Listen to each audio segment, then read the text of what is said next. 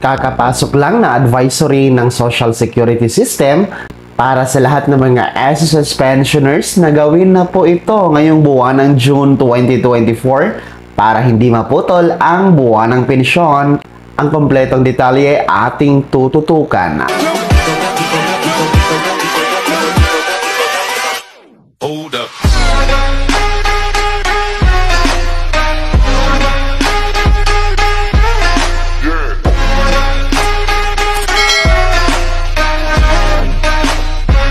Hello mga ka-vlogs! Welcome dito sa aking YouTube channel. Magandang araw po sa lahat ng mga SSS pensioners dahil ngayong buwan ng June 2024 ay muling nagpapaalala ang Social Security System or SSS para sa lahat ng mga pensyonado na gawin na ito para tuloy-tuloy ang pagtanggap ng inyong buwan ng pensyon or hindi ito maputol mga ka-vlogs. So para po sa mga magkakaroon ng kaarawan or birth month itong buwan ng June 2024, ayan, pinaalalahanan po ng SSS ang inyong SSS Annual Confirmation of Pensioners or SSS AKOP mga ka-vlogs na gawin nyo na po ito para po sa continuous na pagtanggap ng inyong buwan ng pensyon kay SSS. Yes mga ka-vlogs, no? Kung ang inyong birth month ay ngayong June, no? Kasi June 1 na tayo ngayon, ay talagang required na po kayo mag-comply ng inyong SSS AKOP. So, sino-sino nga po ba ang required na mag-comply ng kanilang SSS AKOP ngayong buwan ng June 2024? Ito po yung mga retirement pensioners at total disability pensioners, no? Kung saan birth month nyo nga po itong buwan ng June 2024. And kasali din po sa required na magpapa-AKOP ang lahat ng mga kasali dito sa death or survivor pensioners and dependent children under guardianship na yung SSS pensioner or SSS member na namatay ay birth month din po nila ngayong June, no? So lahat ng mga merong birth month na SSS pensioners na buwan ng June, ayan, namatay or hindi, buhay or namatay, ayan, required po kayo mag-comply ng inyong AKOP, no? Para po hindi maputol ang inyong pagtanggap ng buwan ng pensyon kay SSS. So, take note mga ka-vlogs, no? Na ang sinasabi lamang po sa SSS Circular number 2023-014 or itong guidelines of the annual confirmation of pensioners ay yung mga may edad lamang na 80 years old pataas. So, kung ikaw ay isang SSS pensionado na may edad 80 years old pataas, dito ka man sa Pilipinas or nasa ibang bansa ka mga ka-vlogs, ayan, required po kayo mag-comply ng inyong SSS AKOP. So, sa lahat po ng mga wala pang 80 years old, no, 79 below, ayan, hindi po kayo kasali sa magpapa-AKOP. Exempted po kayo mga ka-vlogs. And ito naman pong mga dalawa ang pensyon kay SSS, no? Ito yung retirement pensioner or tumatanggap din ng death or survivor pensioner, no?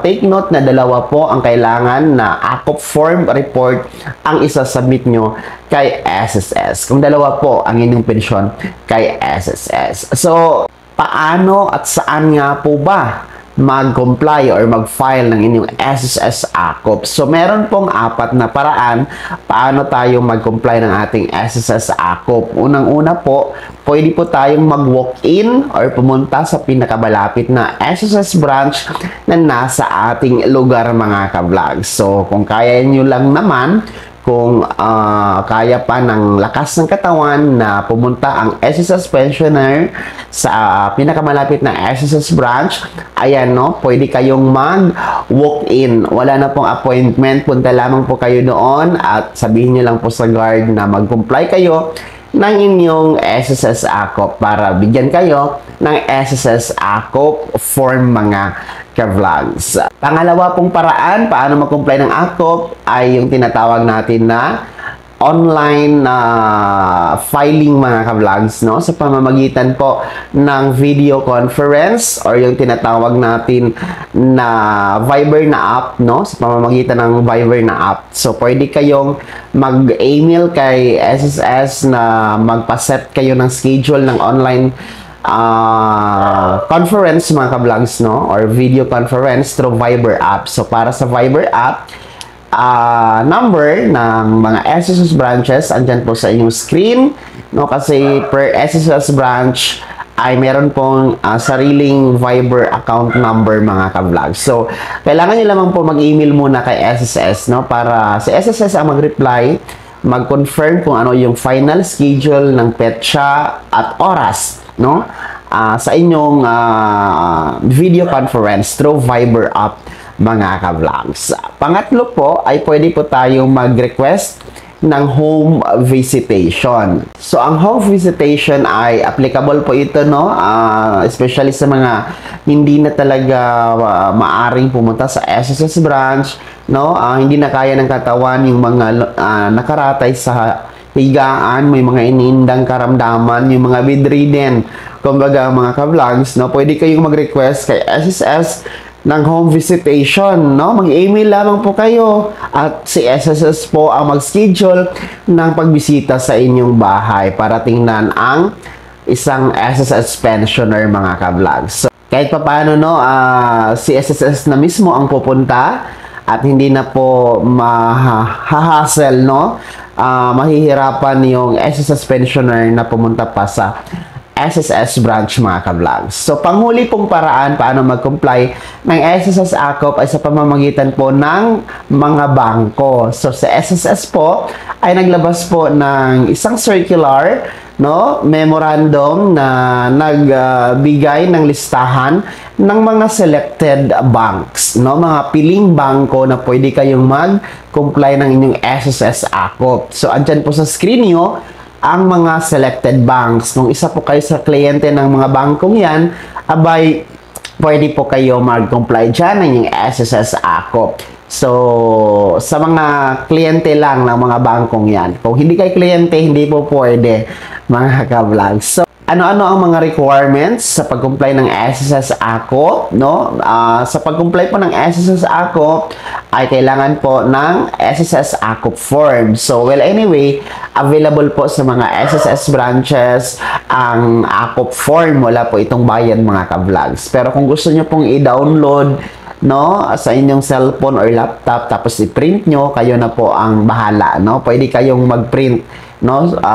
Punta lamang po kayo sa sss.gov.ph, no? At saka punta kayo sa forms, then hanapin nyo po yung SSS AKOP form para ma-download at ma-print nyo mga ka-vlogs, no? Para pagpunta nyo doon sa SSS branch or sa bangko, no, naka-fill up na kayo agad, no? Hindi na po masasayang yung oras nyo doon na mag-fill up. At least, no, malalagay talaga ng tama yung mga detalye na hinihingi dyan mga ka-vlogs. Pero ulitin ko, available din po yan sa mga SSS branches, no? Ang SSS AKOP form. Pangalawa, kailangan kayo magdala ng inyong SSS ID or SSS UMID card mga ka-vlogs. Sa mga wala pong SSS ID, ayan, maaari naman po ang kahit ano, no? Any of government issued ID, isa lamang po mga ka-vlogs. And then, para naman po sa mga total disability pensioners, ayan, kailangan nyo po ng recent, no?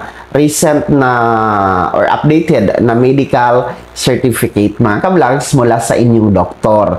And kung nag-comply po kayo ng inyong AKOP through online, no, yung sa video conference, ayan, pwede, kailangan din po kayong magpa-picture kasama ng isang diaryo, no? Hawak niyo po yung diaryo mga ka-vlogs. At ang diaryo na yan ay may petsa dapat na tumutugma sa araw ng inyong pag-file ng AKOP. So, yun po yung mga requirements, no?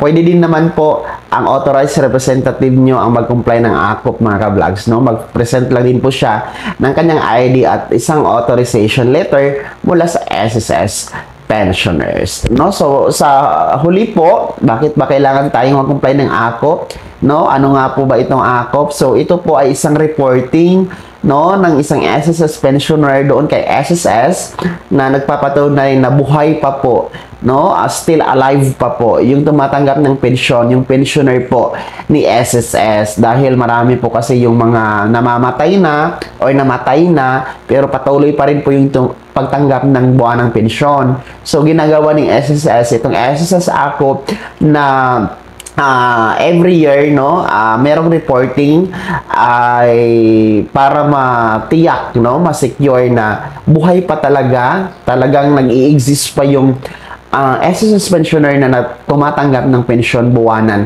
kay SSS. Pero ulitin ko, para lamang po ito sa mga may edad na 80 years old pataas, mga ka-vlogs. Below 80 years old, exempted po kayo. Yun, mga ka-vlogs, huwag kalimutan, dahil ngayong buwan ng June ay alam natin marami ang magbi-birthday na ating mga SSS pensioners. Ayan po, happy birthday po sa inyo, no, para ngayong buwan ng June. Happy birthday po sa inyo, and wishing you a good health and of course a bountiful blessing.